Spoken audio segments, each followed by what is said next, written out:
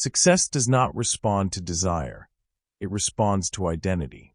So stop waiting for motivation. Stop chasing confidence. Stop hoping success will arrive one day. The way you think, move, speak, and decide every day is broadcasting who you are, and the world is responding accordingly. This audiobook will not inspire you. It will reprogram you. You will learn how to build an internal identity so solid, so disciplined, and so certain that success has no choice but to align with you. Not through luck, not through hype, through identity. If you change who you are, everything you touch begins to change. Let's begin. Welcome to A Chapter a Day. Build the identity that attracts success. Chapter 1. Stop chasing success. Become the type that attracts it. Most people are exhausted because they are chasing something that was never meant to be chased. They are chasing success. They are chasing approval. They are chasing outcomes. And the harder they run, the further it feels. That's not bad luck. That's a misunderstanding of how success actually works. Here's the truth, and it may sting at first. Success does not respond to effort alone. Success responds to identity. Read that again. Success responds to identity. You don't pursue results, you embody them. That's the key. Look at your life honestly, not emotionally. Honestly, the results you're getting right now are not random. They are a reflection of who you are being on a daily basis. Your habits, your standards, your reactions, your self-talk, your tolerance for discomfort. All of it points to an identity that is already in place. You have a choice. You can keep chasing outcomes from the same identity, or you can change the identity and let outcomes follow. Most people choose chasing because it feels active. It feels like progress. But chasing is usually desperation in disguise. Think about it. The person who is always chasing money acts differently than the person who expects money as a byproduct of value. The person chasing respect behaves differently than the person who commands it quietly. The person chasing opportunity looks needy. The person who attracts opportunity looks prepared. You don't need their permission to stop chasing. You need discipline. Here's the pattern you must see clearly. When you chase, you lower your standards. When you chase, you rush decisions. When you chase, you overexplain, overwork, and overextend. And people can feel it. Life can feel it. Desperation has a frequency. Calm certainty has a frequency too. And the world responds differently to each. You don't pursue results, you embody them. That means you stop asking, how do I get success? And you start asking, who does success respond to? That's the shift. Let's break this down in real terms. A desperate worker says yes to everything. They overpromise. They burn out. They feel invisible. An identity-driven worker chooses carefully. They do fewer things better. They move with clarity. And strangely, they are noticed more. Same effort level. Different identity. Different result. It's not about hustle. It's about alignment. Say it clearly in your mind. It's not about effort. It's about identity. That's the key. Most people are working hard from a weak self-concept. They don't believe they are valuable yet, so they try to prove it. They don't believe they are capable yet, so they seek validation. They don't believe they belong at the table, so they ask for permission. You don't need their permission. High-level outcomes come from people who assume responsibility, not approval. This is where transformation starts. Not with more action, with better internal standards. Here's a rule you must adopt immediately. Stop asking what successful people get. Start asking how they think, decide, and move when no one is watching. Because identity is built in private. The calm person in chaos didn't suddenly become calm. They practiced emotional control long before the moment arrived. The confident speaker didn't wait for confidence. They spoke while uncertain and built certainty through repetition. You don't pursue results, you embody them. And embodiment requires patience. This is where most people fail. They want the reward without the internal shift. They want the lifestyle without the discipline. They want the recognition without the quiet work. That's not how this works. You have a choice. You can keep reacting to life, or you can become the kind of person life reacts to. That's the difference. Let's talk behavior. Because identity is not a belief. It's a pattern. Here are 3 behaviors you must start practicing if you want to stop chasing and start attracting. First, slow down your decisions. Desperation moves fast. Certainty moves with control. When you rush, you reveal insecurity. When you pause, you project authority. You don't need to reply immediately. You don't need to accept immediately. You don't need to explain yourself immediately. That pause is power. Second, raise your personal standards quietly. Do what you said you would do, even when no one checks. Especially when no one checks. That's the key. Identity is reinforced every time you keep a promise to yourself, and weakened every time you break one. Third, detach emotionally from outcomes. This is critical. You don't need the result to happen today to stay disciplined today. You don't need external proof to maintain internal certainty. It's not about motivation. It's about discipline. Say it again. It's not about motivation. It's about discipline. The calm, identity-driven individual shows up whether they feel like it or not. And over time, that consistency becomes magnetic. Opportunities follow predictability. People trust consistency. Success responds to reliability. You don't pursue results, you embody them. Now let's address the fear underneath chasing. Because there is always fear. Fear of being overlooked. Fear of falling behind. Fear of not being enough. Here's the truth. Chasing does not remove fear. It reinforces it. Every time you chase, you tell yourself, I don't have yet. Every time you embody, you tell yourself, I am becoming. That internal message matters. You have a choice. Feed lack, or build identity. One creates anxiety. The other creates momentum. And momentum compounds quietly. This chapter is not telling you to stop working. It's telling you to stop working from weakness. Work from discipline. Work from clarity. Work from identity. You don't need their permission to raise your standards. You don't need validation to slow down. You don't need proof to act with certainty. That's the key. As you move forward, remember this. If you feel like you're chasing, pause. Check your identity. Adjust your behavior. Because when identity leads, success follows. And now that you understand that your current life is responding to who you are being, not what you want, it's time to confront a harder truth. Your current identity is not neutral. It is active, and it is producing your current life. You don't pursue results, you embody them. And that brings us directly to the next chapter. You've stopped chasing. Now you must take responsibility for who you are right now. Chapter 2. Your current identity is producing your current life. Nothing in your life is random. Not your income. Not your relationships. Not your stress level. Not your habits. All of it is being produced daily by an identity that is already in control. This is where most people get uncomfortable, because it removes excuses, and it removes blame. Here is the truth you must accept if you want real change. Your life is feedback, not punishment. That's the key. Read it again. Your life is feedback, not punishment. What you are experiencing right now is not life being unfair. It is life responding accurately to who you believe you are, how you behave, and what you tolerate. Every habit you repeat is a vote for an identity. Every reaction you default to is evidence of an identity. Every decision you avoid is proof of an identity. You have a choice. You can see this as an attack, or you can see it as information. Strong people choose information. Weak people personalize feedback. Strong people analyze it. That's the difference. Let's get specific. If you keep ending up in the same type of relationship, it's not bad luck.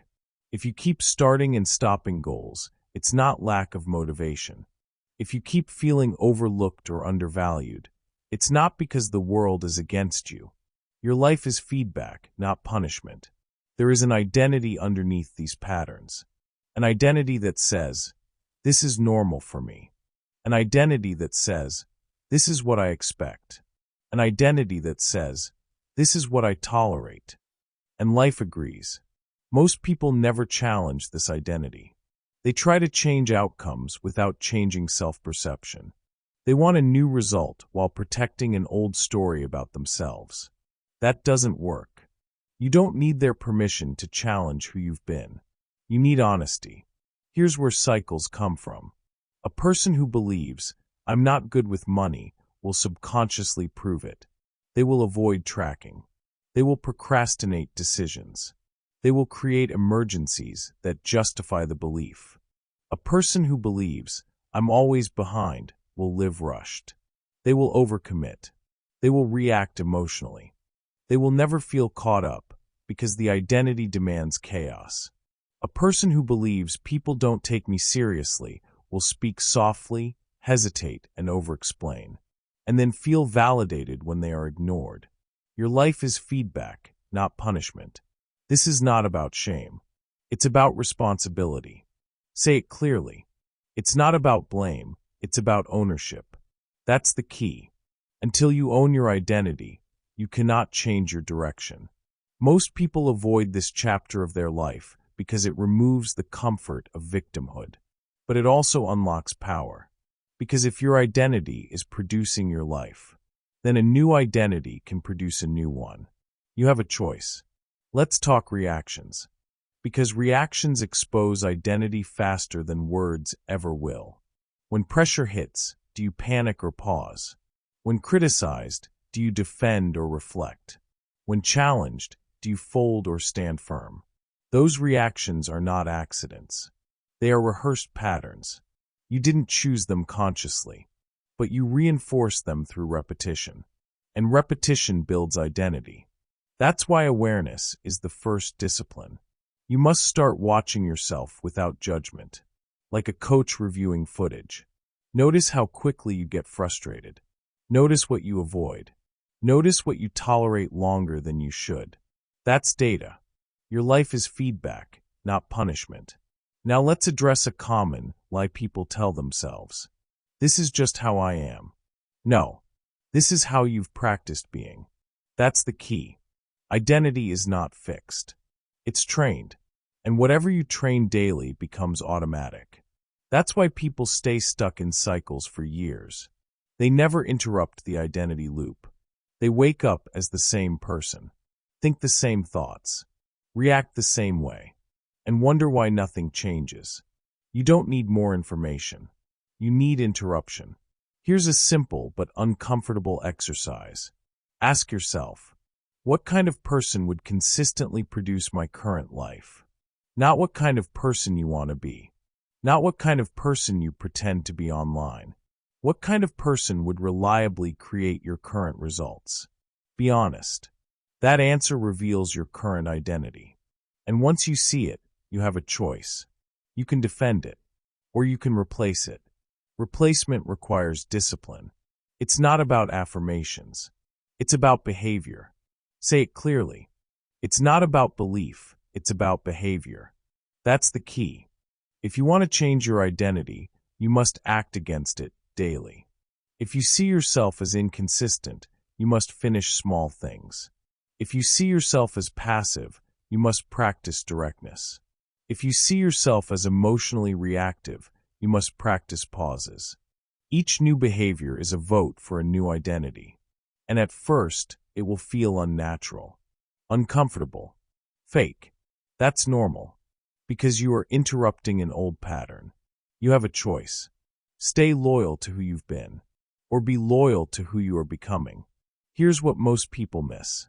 Life doesn't test you randomly. It tests your identity. The same lesson will repeat until the identity changes. Different job, same stress. Different relationship, same conflict. Different goal, same self-sabotage. Your life is feedback, not punishment. When you finally accept that, something powerful happens. You stop asking, "Why does this keep happening to me?" And you start asking, "What is this teaching me about who I'm being?" That question creates leverage, and leverage creates change. This chapter is about radical ownership. Not guilt, not self-attack. Ownership. Because once you own your identity, you can redesign it. You don't need their permission to do that. You don't need approval to raise your internal standards. You need discipline. And discipline starts with one decision. I will no longer ignore the feedback. Say it again. Your life is feedback, not punishment. As you move forward, remember this. Nothing changes until identity changes. And identity doesn't change with hope. It changes with repeated, intentional action. You've stopped chasing success. You've taken responsibility for your current identity. Now comes the next step, and it's critical. You must eliminate the language and labels that are locking this old identity in place. Because how you describe yourself is how you instruct your mind. You've owned the feedback. Now it's time to change the script. Chapter 3. Eliminate weak self-descriptions immediately. Every word you use to describe yourself is a command. Not a comment. Not a joke. A command. Most people are programming their own limitations all day long and calling it honesty. I'm just not disciplined. I've always been bad with money. I'm not confident like that. I'm an overthinker. I'm lazy sometimes. Those aren't observations. They are instructions. And the mind obeys what it hears repeatedly. Here's the truth you must accept if you want to change your life. Language reinforces identity. What you say about yourself becomes instruction to the mind. That's the key. Say it clearly. Speak only what you are willing to become. You have a choice. You can keep narrating weakness, or you can start enforcing discipline through language. Most people never make this shift, and it keeps them trapped in the same identity for decades. Let's be precise. When you say, "I'm bad at consistency," your brain hears. Do not expect follow-through. When you say, "I'm always anxious," your nervous system hears. Stay alert. Stay reactive. When you say, "That's just how I am," your mind hears. Do not adapt. Do not grow. Your life is feedback, not punishment. And your language is part of the feedback loop. Weak self-descriptions create weak defaults. This is why two people can face the same challenge and respond completely differently. One collapses. The other adapts. Same circumstances. Different internal language. And internal language determines behavior. You don't need their permission to stop describing yourself poorly. You need awareness. Here's where people get defensive. They say, "I'm just being realistic." No, you're being undisciplined with your speech. That's the key. Strong identities are built with controlled language. This does not mean lying to yourself. It means speaking in a way that directs growth instead of freezing identity. There is a difference. Let's break it down. Weak self-talk says, "I'm not good at confrontation." Disciplined self-command says, "I am practicing being direct." Weak self-talk says, "I can't focus." Disciplined self-command says, "I am training my attention." Weak self-talk says, "I always quit." Disciplined self-command says, "I finish what I start." Do you hear the difference? One locks identity. The other builds it. Speak only what you are willing to become. That phrase must become a filter for your thoughts. Because thoughts become words. Words become actions. Actions become identity. Most people sabotage themselves at the word level and never realize it. Let's talk about jokes. Because this is where damage hides. I'm a mess. I'm addicted to stress. I'm hopeless with routines. You laugh. Other people laugh. But your mind records it as truth. Repetition builds belief, even when disguised as humor. Your life is feedback, not punishment. And if your life feels chaotic, look at how casually you describe yourself. Now let's move to the most dangerous category of weak self-descriptions. Emotional labels. I'm anxious. I'm angry. I'm depressed. Those may describe a state, but people treat them like identities. Here's the correction you must make immediately. You are not anxious. You are experiencing anxiety. You are not angry. You are experiencing anger. You are not broken. You are receiving feedback. That's the key. States pass. Identities persist. When you turn a temporary state into a permanent label, you trap yourself. Speak only what you are willing to become. This chapter is about installing a new internal authority. Instead of narrating how you feel, you give yourself instructions. Instead of describing weakness, you enforce standards. Instead of saying, I don't feel like it, you say, this is what I do. That sentence alone changes everything. This is what I do. Not what you feel. Not what you want. What you do. Let's get practical. Here is a rule you must adopt. No sentence starting with I am, unless you are willing to reinforce it daily. That's discipline. If you say, I am inconsistent, your behavior will follow. If you say, I am disciplined, but act otherwise, your mind will reject it. So we replace descriptions with commands. Not affirmations. Commands. Examples. Instead of, I'm overwhelmed, say, slow down. Do the next task. Instead of, I can't handle this, say, breathe. Stay present. Instead of, I'm unmotivated, say, start anyway. Short, direct, actionable. That's the key. This is not about positive thinking. It's about operational thinking. Military units don't debate emotions in crisis. They issue clear commands. You must learn to do the same internally. Because when pressure hits, your old language will surface unless you train a new one. You have a choice. Let your old identity speak, or interrupt it. Interruption creates change. Every time you catch a weak self-description and replace it with a disciplined command, you weaken the old identity and strengthen the new one. That's how identity shifts. Slowly, quietly, relentlessly. Most people stay stuck because they never challenge the language loop. They say the same things, think the same way, act the same way, and then wonder why life doesn't change. Your life is feedback, not punishment. If you want different feedback, change the instructions. Now let's address resistance. At first, this will feel unnatural, forced, even fake. That's normal, because you are disrupting a familiar identity. Discomfort is not a sign of failure. It's a sign of transition. Say it clearly.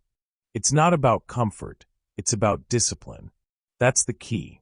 You don't need to believe the new language yet. You need to practice it. Belief follows behavior, not the other way around. As this chapter closes, I want you to remember this. You are always speaking yourself into something. The question is, what? Weak language builds weak defaults. Disciplined language builds disciplined action. Speak only what you are willing to become. Because once your language changes, something powerful happens next. Your thoughts start to align. Your decisions become firmer. Your confidence stops leaking. But language alone is not enough. Words must be backed by certainty. And certainty is not a personality trait. It is trained. You've removed weak self-descriptions. Now you must build unshakable inner certainty. That is the next step. Chapter 4. Certainty is a skill, not a personality trait. Most people think confidence is something you're born with. They believe some people are naturally certain, naturally bold, naturally unshakable. That belief keeps them weak. Because if confidence is a personality trait, then you're either lucky or you're not. And if you're not, you wait. You hesitate. You explain. You ask for reassurance. Here is the truth that changes everything. Certainty is not a personality trait. It is a skill. And like every skill, it is built through repetition. That's the key. Confidence does not come from praise. It does not come from attention. It does not come from being told you're ready. Confidence comes from evidence. And the strongest evidence your mind will ever accept is this: I do what I said I would do. Say it again. I do what I said I would do. That phrase is the foundation of certainty. Most people try to feel confident before they act. That's backwards. Action creates confidence. Follow-through creates trust. Trust creates certainty. You have a choice. Wait until you feel ready, or become ready through action. Strong people choose action. Let's expose the lie people live under. They think motivation creates momentum. It doesn't.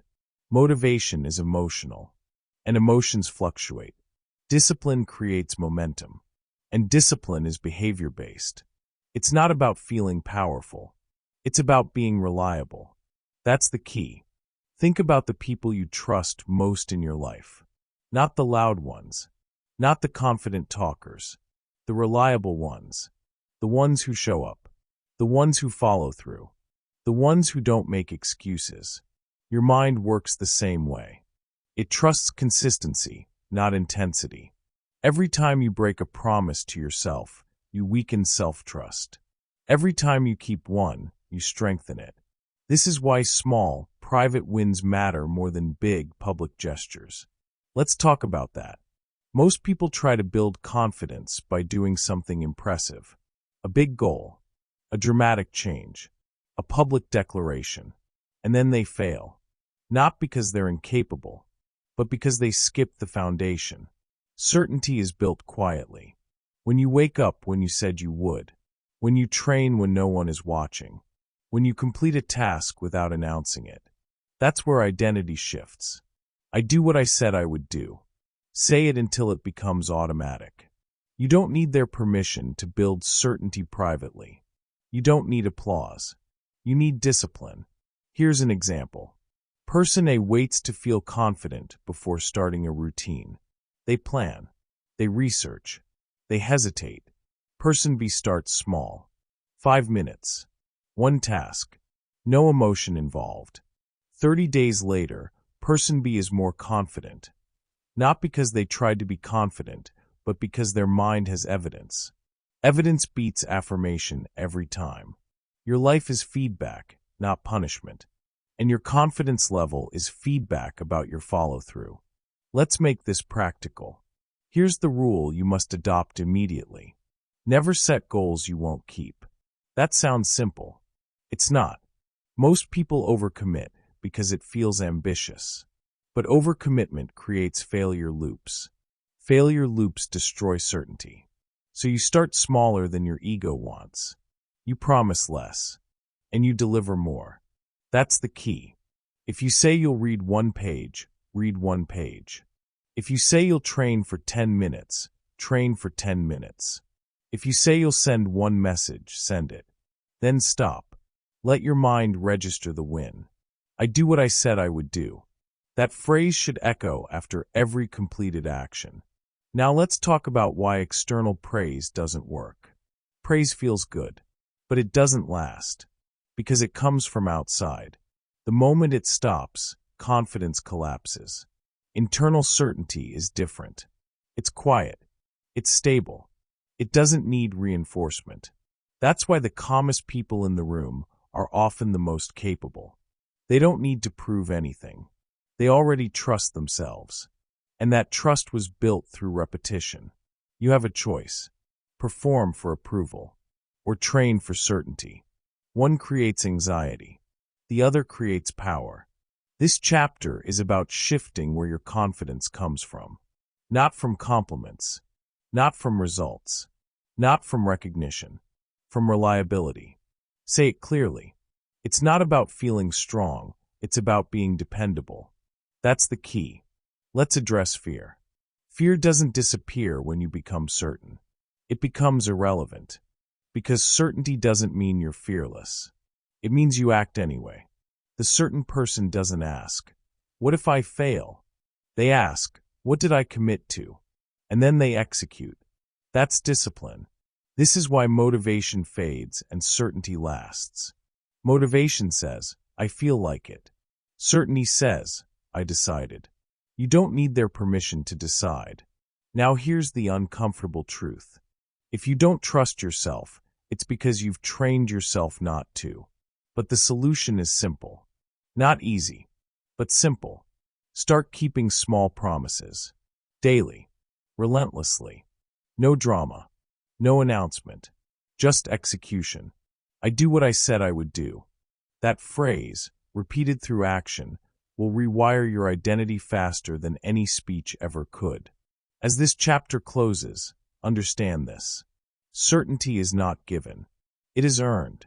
And once earned, it changes how you move through the world.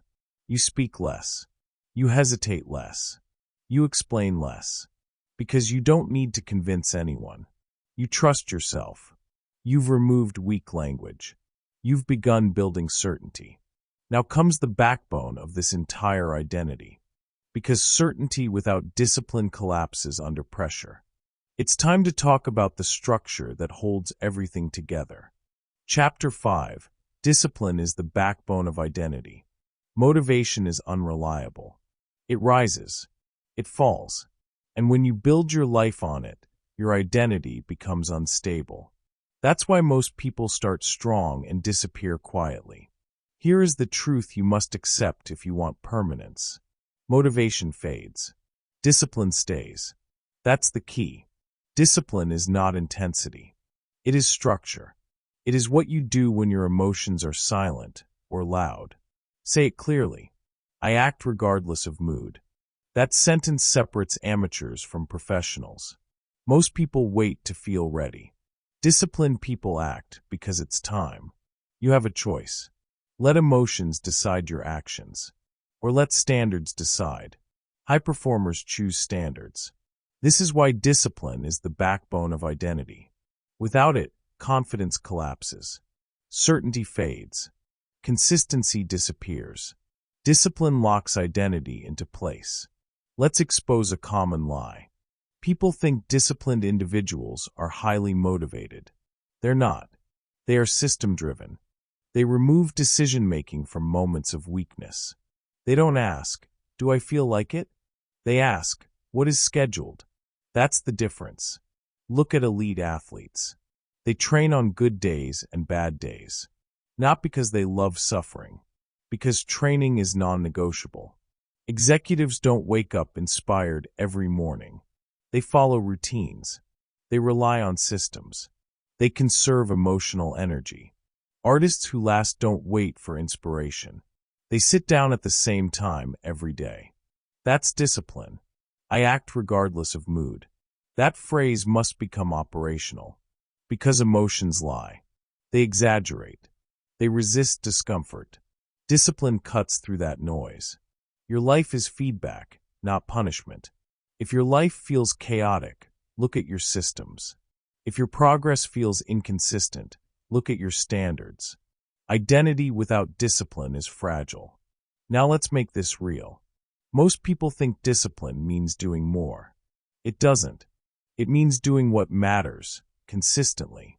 It means fewer decisions, fewer negotiations, more execution. That's the key. Here's what discipline actually looks like day to day. You wake up at the same time. You train at the same time. You work in blocks. You stop when you said you would stop. Not because you feel like it, because it's scheduled. I act regardless of mood. That sentence protects you from burnout. Because when actions are automatic, willpower is preserved. High performers are not stronger than you emotionally. They are more structured. They design their environment to support discipline. Clothes laid out. Calendars blocked. Distractions removed. They don't rely on self-control. They rely on systems. You don't need their permission to build systems. You need responsibility. Let's talk about emotional energy.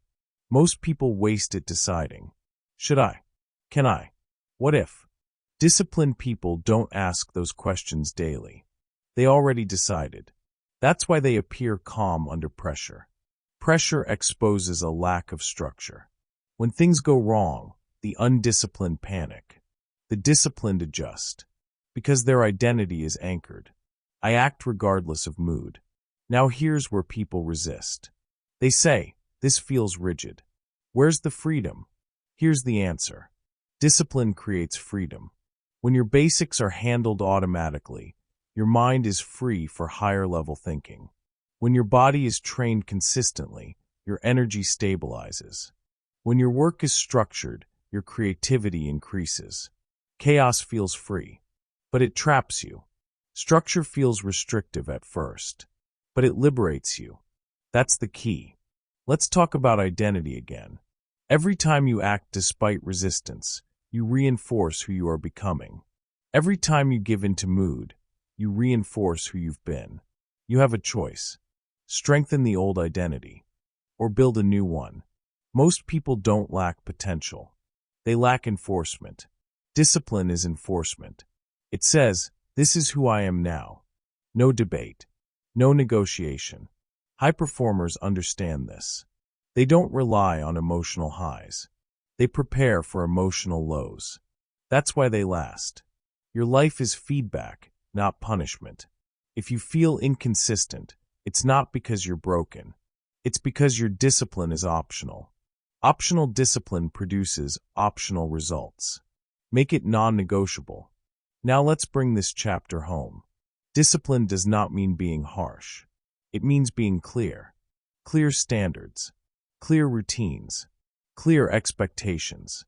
When you remove ambiguity, execution improves.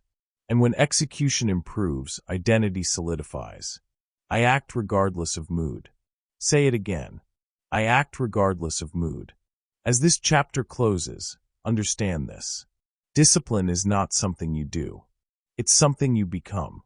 It is the structure that holds your identity steady when life gets loud. You've built awareness. You've cleaned up language.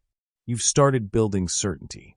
Now you must protect that identity from its biggest threat, the need for approval. Because nothing weakens discipline faster than chasing validation. It's time to confront it directly. Chapter 6. Stop seeking validation. This is a weakness. Most people live their lives like actors on a stage. Every word, every action, every post, every achievement is performed for someone else's approval. They check. They wait. They hope. They need validation. Here's the hard truth.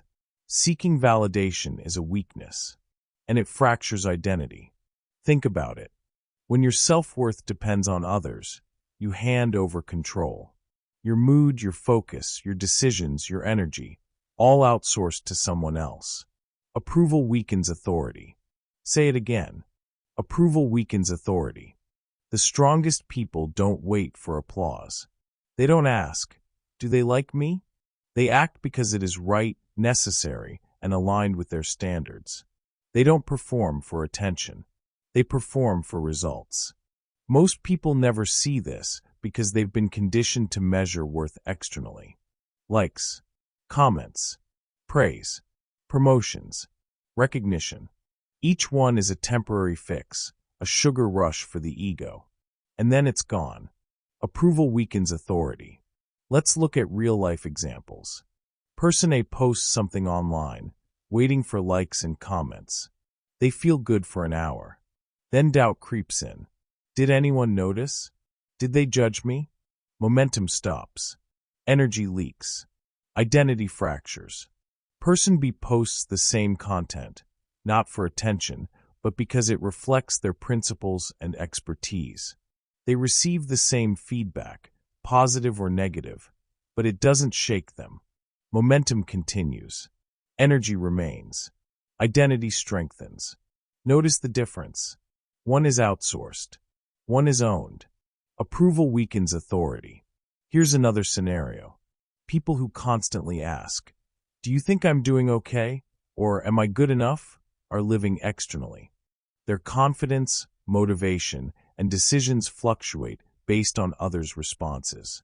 They cannot sustain momentum because their internal compass is broken. High performers never outsource self-worth. They rely on self-evidence. I finished the work I committed to. I trained today even though I didn't feel like it. I spoke up because it was the right choice. Notice the difference between proof and praise. Proof builds identity. Praise feeds ego temporarily.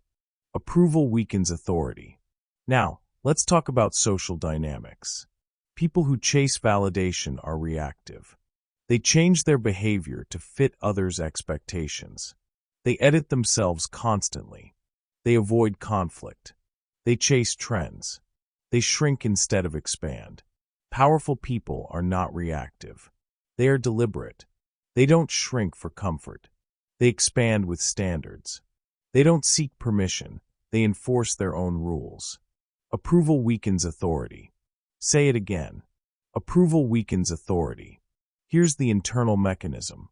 When you seek approval, you create a feedback loop of insecurity. One compliment boosts you. One criticism destroys you. Your mood, your focus, your identity are hostage to someone else's opinion. High performers eliminate this loop. They treat external opinions as data, not directives. They receive feedback but filter it through their own authority. They act first. They evaluate second. They never pause for approval. Let's make it practical. Every time you catch yourself asking, "What will they think?" stop immediately. Replace it with, "Does this align with my standards?"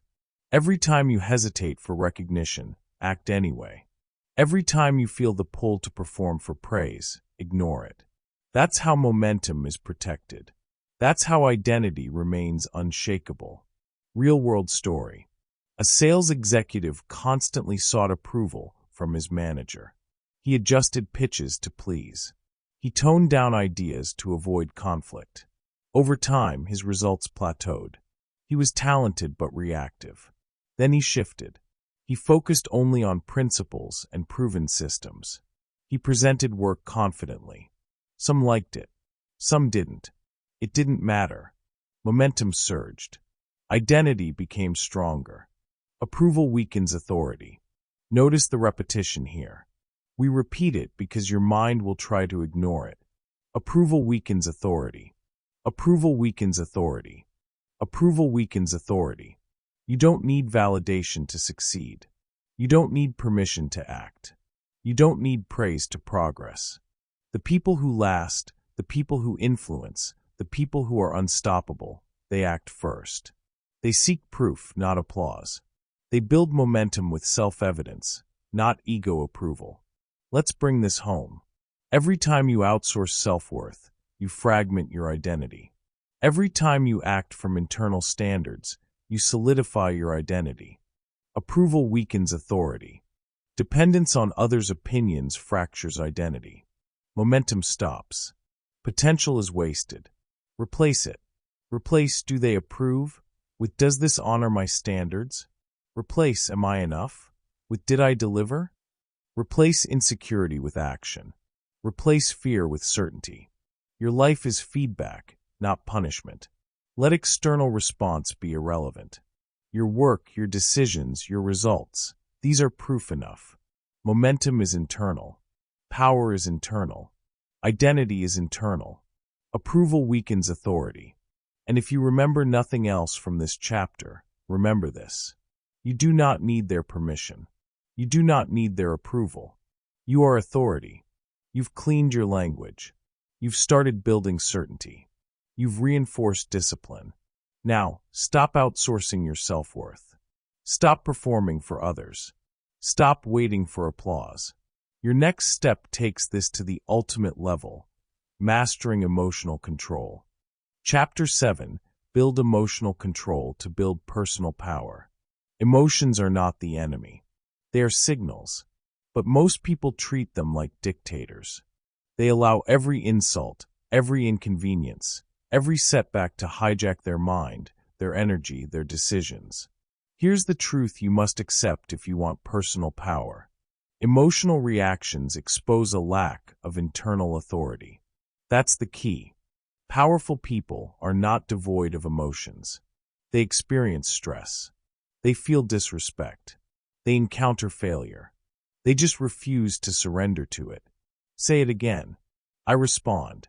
I do not react. Notice the difference. Reacting is automatic. Reacting is letting the external world dictate your state. Responding is deliberate. Responding is controlled. Responding reinforces identity. Every time you react, you strengthen the old identity. The one that panics. The one that lashes out. The one that crumbles under pressure. Every time you respond, you strengthen a new identity. Calm. Composed. In control. You have a choice. Scenario: you receive disrespect at work. Reaction: you snap. You complain. You defend. Result: energy wasted. Reputation weakened. Stress amplified. Identity fractured. Scenario: you receive disrespect at work. Response: you pause. You assess. You answer with principle, not ego. Result: energy preserved. Reputation strengthened. Stress contained. Identity reinforced. Say it again. I respond. I do not react. Let's break it down further. Your emotional triggers are the mirrors of your identity. Every time someone pushes your buttons, it exposes where you are weak. It's a feedback system. Your life is feedback, not punishment. Stress is one of the clearest indicators. If deadlines, traffic, or arguments send you into panic or rage, that is identity revealing itself. Not character failure. Identity failure. Composure is trained. It is not a gift. It is a practice. The people you see who remain calm under pressure didn't get lucky. They trained themselves to respond, not react. Scenario: failure. Most people react by blaming, excusing, quitting, or spiraling. Strong people respond.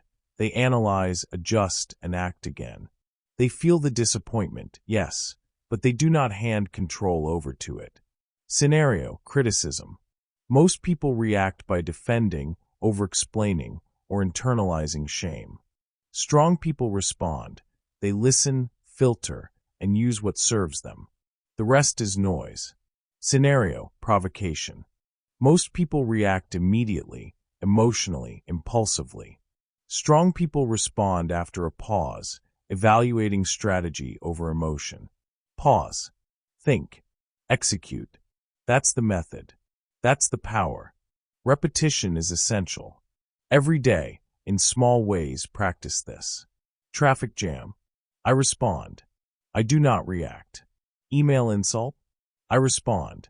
I do not react. Minor failure. I respond. I do not react. The repetition rewires the nervous system. The repetition teaches identity. Because discipline without emotional control is fragile. And uncontrolled emotions sabotage every other skill. Here's a practical method: the pause.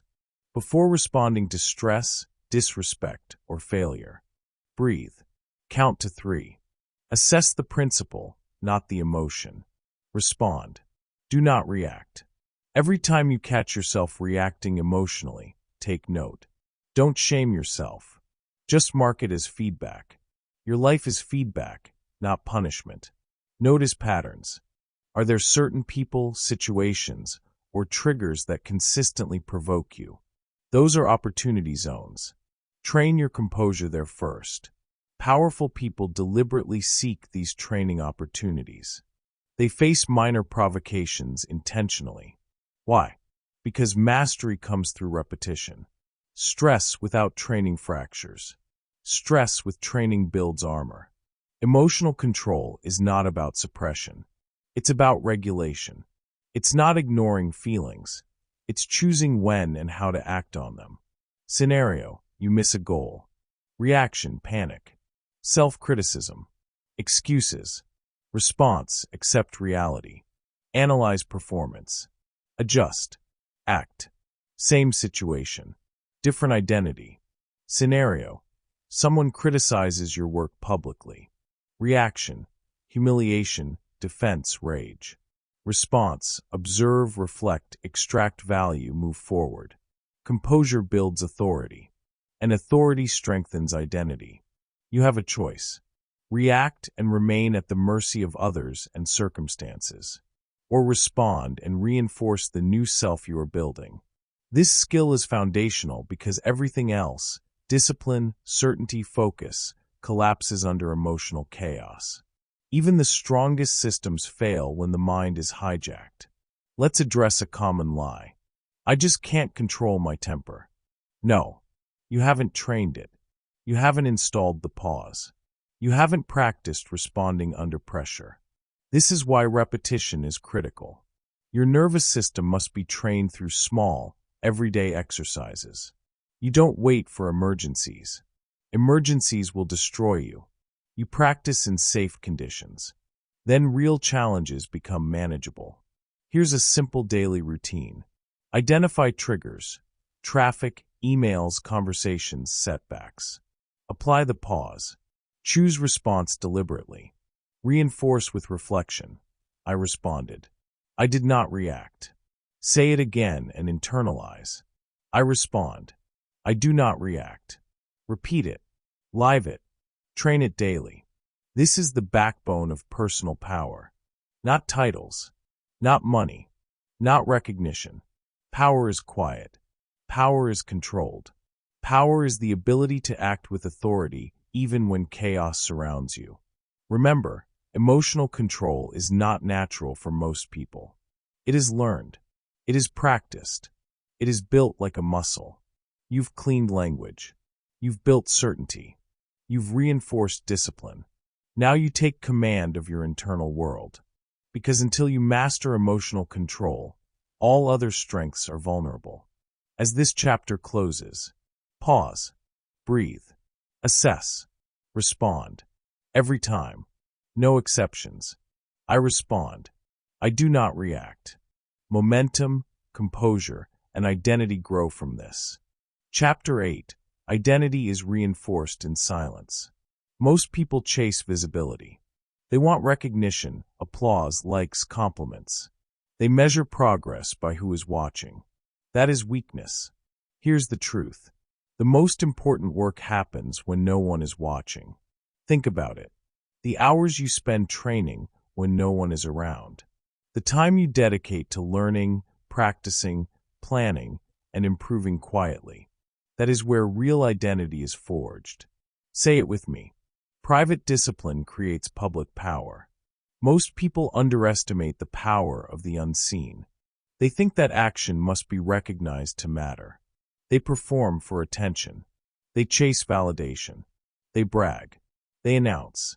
All the while, their internal strength remains weak. Private discipline is the exact opposite. It is invisible. It is consistent. It is quiet. It is non-negotiable.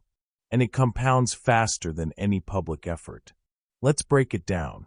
Scenario: 2 entrepreneurs start a business. One works only when they are seen, meetings, calls, public posts. The other works in the quiet hours, planning strategy, learning skills, analyzing systems. 6 months later, the quiet worker has momentum. The visible worker has energy, attention, but little substance. Private discipline creates public power. Every time you train, work, or improve without external acknowledgement, your mind receives a clear message. You are committed. You are reliable. You honor your standards. That is the feedback that rewires identity. Repetition is the engine. Do it daily. Do it relentlessly. Do it without recognition. Here are examples of quiet routines that reinforce identity. Early mornings. Waking up before the world demands attention. You train, read, plan. No audience, no fanfare. Just execution. Focused work blocks. Doing high-value work without distraction. Ignoring notifications, ignoring praise, ignoring judgment. The task gets done because it is scheduled. Reflection and journaling. Tracking habits, thoughts, failures, and wins privately. No one else needs to know. The internal clarity strengthens self-trust. Physical training. Showing up when no one is watching, sticking to form, pushing limits. Confidence and resilience grow quietly. Notice a pattern. Each of these actions is small. Each seems insignificant in isolation. But over time, they compound exponentially. The quiet work sets the foundation for everything else. You can speak with confidence, lead with authority, and act decisively. all because your identity has been reinforced in silence. Contrast this with the person who performs for attention.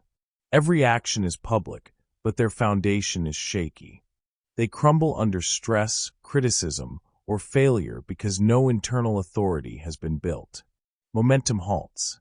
Confidence wavers. Discipline fractures. Private discipline removes this vulnerability. Private discipline creates public power. You don't need anyone to watch to become powerful. You don't need recognition to be disciplined. You don't need applause to reinforce identity. The process is simple. Do the work. Do it daily. Do it consistently. Do it quietly. Every time you skip the shortcut, ignore recognition, or resist performing for attention, you reinforce a stronger self. You are training the mind to rely on evidence, not approval. You are cementing reliability, resilience, and authority. Scenario: a writer commits to writing 500 words every morning. No one reads it. No one knows. After 90 days, their skill, confidence, and focus have multiplied. The public recognition comes later, but it is only a reflection of work already done in private. Scenario: an athlete trains before dawn. No one is watching. No one knows. The technique improves. The body strengthens. Mental toughness compounds. When competition comes, they dominate. That is the silent power. Here's why repetition matters.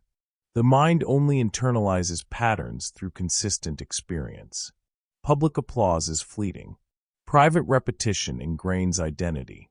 Private discipline creates public power. It's also liberating. When you depend on no one else's approval, you are free. Free to act, free to grow, free to set your standards without negotiation. Every act of quiet discipline reinforces reliability, self-trust, composure, confidence. Momentum builds invisibly, and when it surfaces publicly, it looks effortless. Others marvel, but they don't see the foundation.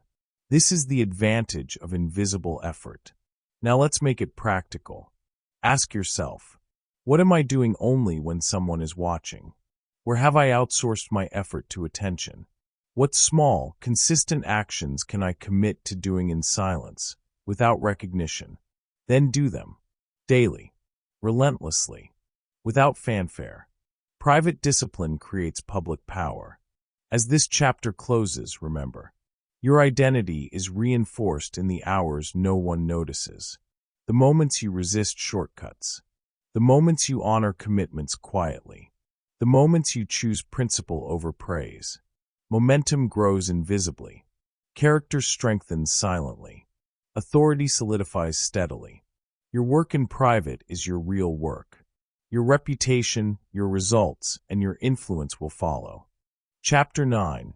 Act as the future version of you today. Most people wait for the world to give them permission. They wait for results. They wait for recognition. They wait for proof that they are ready. That is weakness. Here's the truth. Identity is installed through behavior before results appear. Your life does not change because you feel ready. It changes because you act like the person you are becoming. Say it clearly. I move first. Reality follows. Notice the pattern with most people. They dream. They plan. They hope. Then they wait. Months pass. Years pass. Nothing happens. They remain the same because behavior did not precede results. Now notice the pattern with high performers. They act. They step into discomfort. They take ownership of tasks they are not ready for.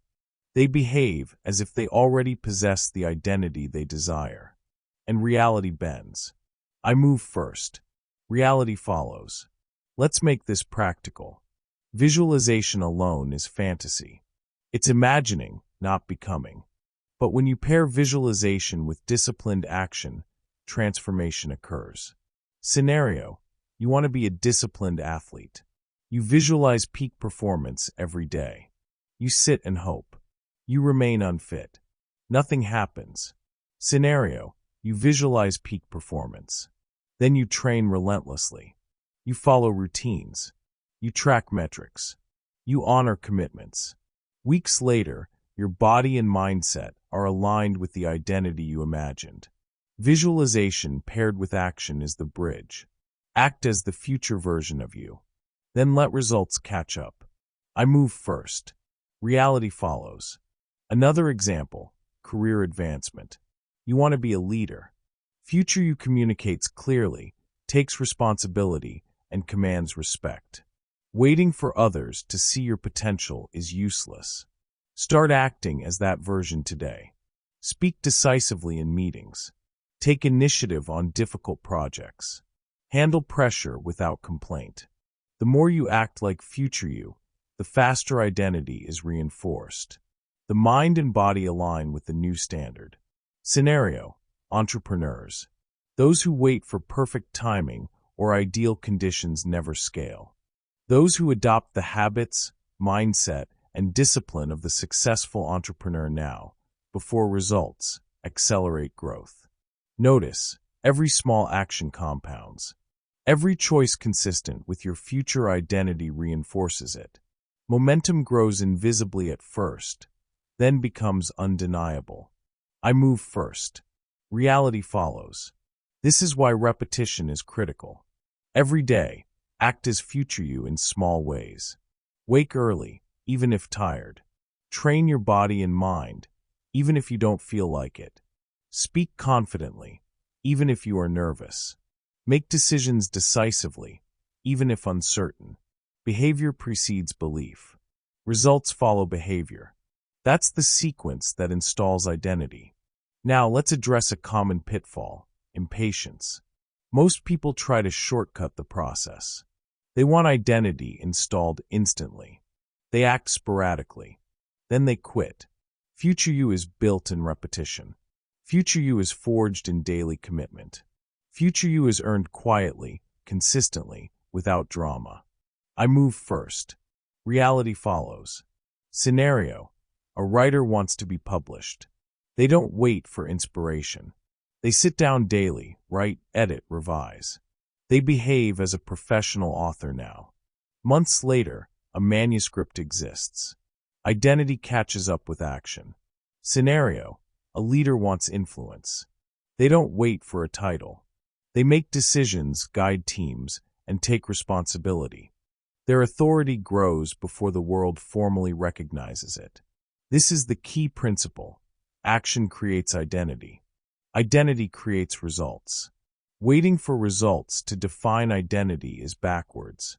Every choice consistent with future you strengthens alignment. Every action inconsistent with future you weakens momentum. Repetition locks it in. Say it again. I move first. Reality follows. Now let's add one more layer: accountability. Future you holds yourself accountable today. You honor commitments. You resist shortcuts. You do not wait for conditions to be perfect. Small acts of consistency are massive power multipliers. Skipping them delays identity installation. Performing them daily accelerates it exponentially. Remember, this is not fantasy. It is deliberate action paired with clarity of vision. Act as the person you want to be. Do the work. Trust the process. Identity and results will follow. Pause and reflect. Are your actions today aligned with the future version of you? Or are you acting like the past version, waiting for the world to catch up? Shift immediately. Start acting as the person you want to be. Daily. Relentlessly. Quietly. Momentum compounds. Identity strengthens. Reality catches up. I move first. Reality follows. As this chapter closes, understand this. Your future self is not a dream. It is a series of deliberate actions you take now. Act like them today. Behave like them daily. Embody them relentlessly. Chapter 10. When identity changes, outcomes become inevitable. This is the moment most people never reach. The point where effort stops feeling like struggle. Where resistance fades. Where consistency no longer requires willpower because it is automatic. Here's the truth. Once identity is aligned, resistance decreases and consistency increases. That's the key. Most people chase results without changing who they are. They hope habits, actions, and luck will carry them forward. They fail. Repeatedly. But identity-first people are different. They understand a simple law. Change the person, and results follow. Say it with me. This is who I am now. Every thought, every action, every habit, every decision is filtered through that lens.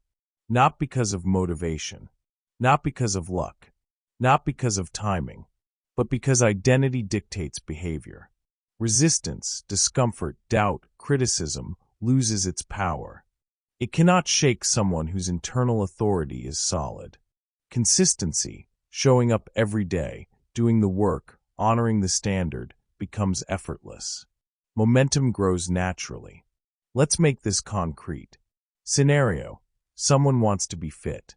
Before identity shift, they start diets and workouts with motivation. They miss days. They quit when tired or busy. Results are unpredictable. Frustration grows. After identity shift, I am the type of person who trains and fuels my body correctly. Consistency becomes automatic. Workouts happen even when tired. Meals are chosen automatically. Progress is inevitable. This is who I am now. Scenario: a leader wants influence. Before identity shift, they wait for recognition, praise, and permission. They hesitate, react to circumstances, and rely on external validation. Growth is slow, inconsistent, and fragile. After identity shift, I am a decisive, responsible, and composed leader. They act decisively, even when overlooked. Momentum builds. Authority grows naturally. Influence becomes predictable. Notice the pattern. Resistance fades. Consistency increases. Success is no longer a gamble. It becomes inevitable. This is not magic.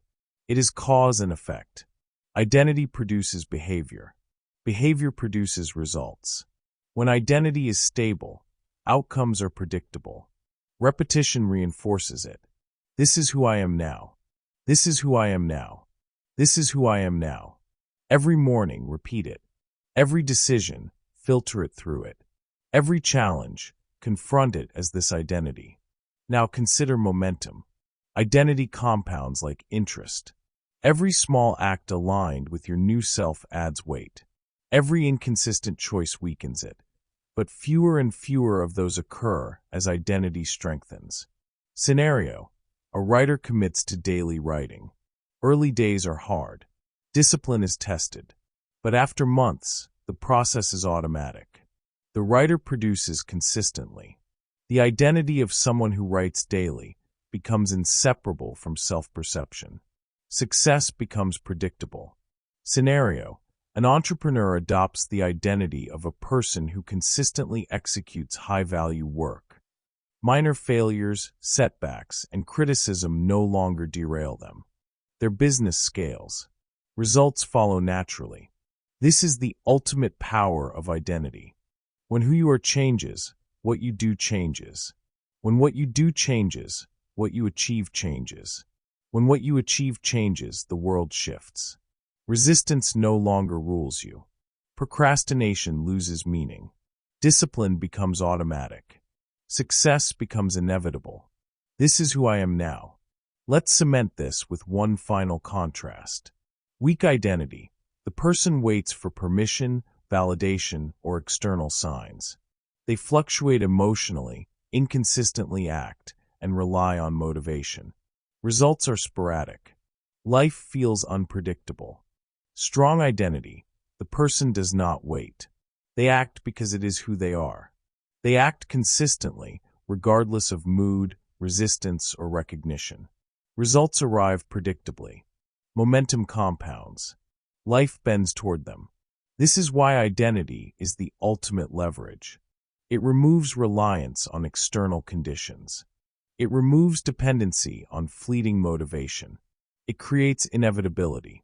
Every principle in this audiobook, discipline, emotional control, quiet work, acting as future you, is a tool to build this identity. They reinforce one truth. When identity changes, outcomes become inevitable. Now here is the challenge for you. Ask yourself, who am I acting like today? Who am I allowing myself to be in thought, action, and habit? Are my daily choices consistent with the person I want to become? If the answer is anything less than alignment, the work is incomplete. Momentum is optional. Results are optional. Life is optional.